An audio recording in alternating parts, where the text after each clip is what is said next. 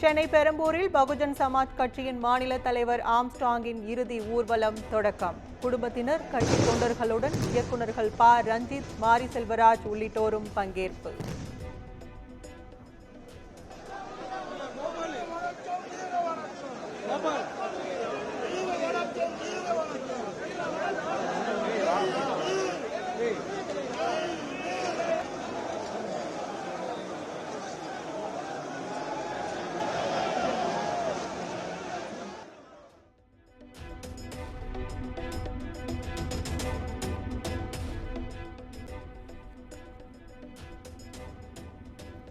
Armstrong உடல் கொண்டு செல்லப்படும் சாலை, அடக்கம் செய்யப்படும் பொத்தூர் உள்ளிட்ட இடங்களில் 1200க்கும் மேற்பட்ட போலீசார் குவிப்பு. மழை பெய்யும் நிலையிலும் சாலைகளில் தடையின்றி எடுத்து செல்ல ஏற்பாடு.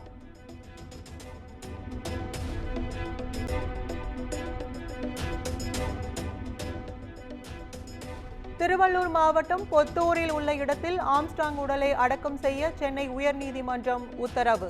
மனைவி பொற்கொடி தரப்பு ஒப்புக்கொண்ட நிலையில் உரிய போலீஸ் பாதுகாப்பு வழங்கவும் நீதிபதிகள் உத்தரவு.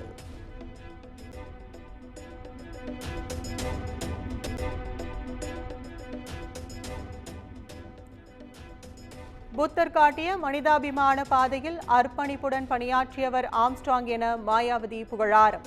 ஆம்ஸ்ட்ராங் மறைவு வேதனை அளிப்பதாக உருக்கம்.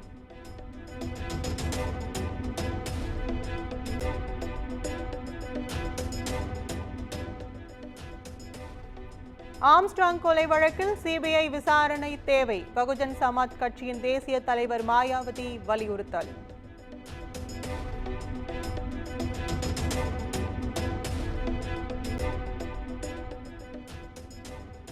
தமிழ்நாட்டில் சட்டம் ஒழுங்கு முற்றிலும் சீர்குலைந்து விட்டது என மாயாவதி குற்றச்சாட்டு. அரசு தீவிரமாக செயல்பட்டு இருந்தால் உண்மையான குற்றவாளிகளை பிடித்திருக்கலாம் என பேச்சு.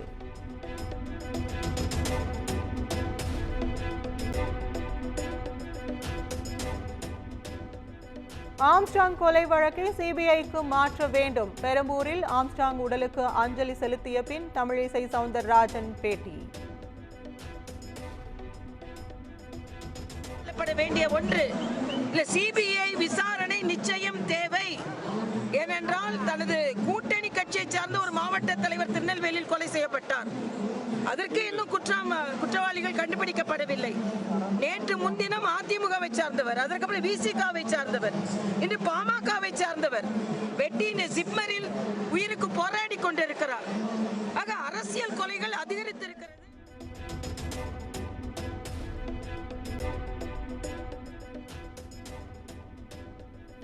மாயாவதி வலியுறுத்தியதை போல் ஆம்ஸ்ட்ராங் கொலை வழக்கில் சிபிஐ விசாரணை தேவை. கைதானவர்கள் உண்மை குற்றவாளிகள் இல்லை என்றும் விசிக தலைவர் திருமாவளவன் திட்டவட்டம்.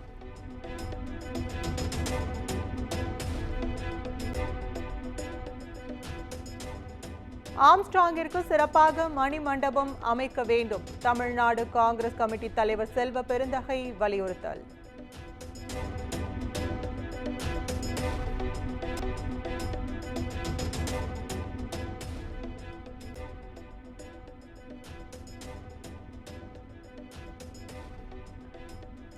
தமிழ்நாடு அமைதி பூங்கா என்று ஆளும் அரசு சொல்வதை ஏற்றுக்கொள்ள முடியாது. மாநிலத்தில் 31 நாட்களில் 133 கொலைகள் நடந்துள்ளதாக சீமான் ஆவேசம்.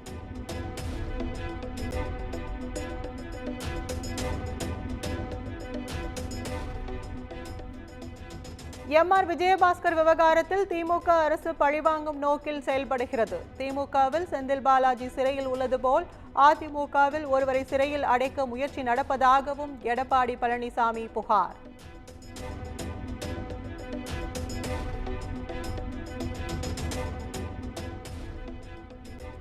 ஒற்றுமையாக இருக்கலாம் என பலமுறை பேச்சுவார்த்தை நடத்தியும் ஓபிஎஸ் அதனை ஏற்கவில்லை. ஓ பன்னீர்செல்வத்தை அதிமுகவில் இணைப்பதற்கு 1% கூட வாய்ப்பில்லை எனவும் அதிமுக பொதுச் செயலாளர் எடப்பாடி பழனிசாமி திட்டவட்டம்.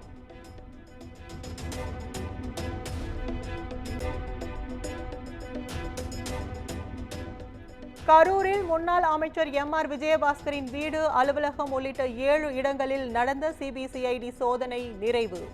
8 மணி நேர சோதனையின் முடிவில் பல ஆவணங்கள் சிக்கியதாக அதிகாரிகள் தகவல்.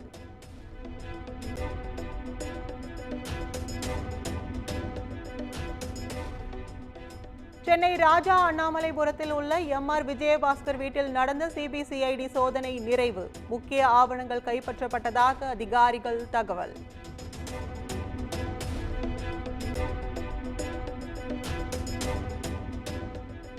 கடலூரில் பாமக பிரமுகரை அரிவாளால் வெட்டிவிட்டு தப்பிச் சென்ற மர்ம நபர்கள். புகைப்படங்களை வைத்து 4 பேரை கைது செய்து போலீசார் விசாரணை.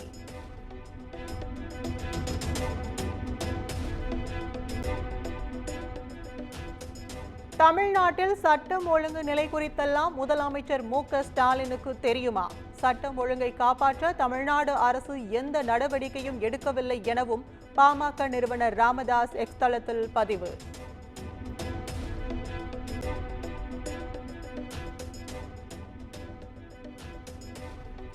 தேர்தல் ஆணையத்தின் மீது நம்பிக்கை இல்லாததால் விக்கிரவாண்டி இடைத்தேர்தலில் தேமுதிக தொண்டர்கள் வாக்களிக்க மாட்டார்கள். தருமபுரியில் தேமுதிக பொதுச் செயலாளர் பிரேமலதா பேட்டி.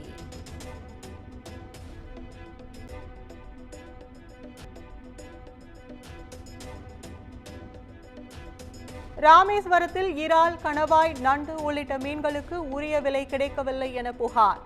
நாளை முதல் காலவரையற்ற வேலை நிறுத்தத்தில் ஈடுபடுவதாக ராமேஸ்வரம் மீனவர்கள் அறிவிப்பு.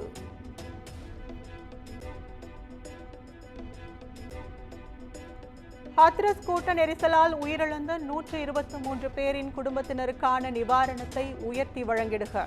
உத்தரப்பிரதேச முதலமைச்சர் யோகி ஆதித்யநாத்துக்கு காங்கிரஸ் எம்பி ராகுல் காந்தி கடிதம்.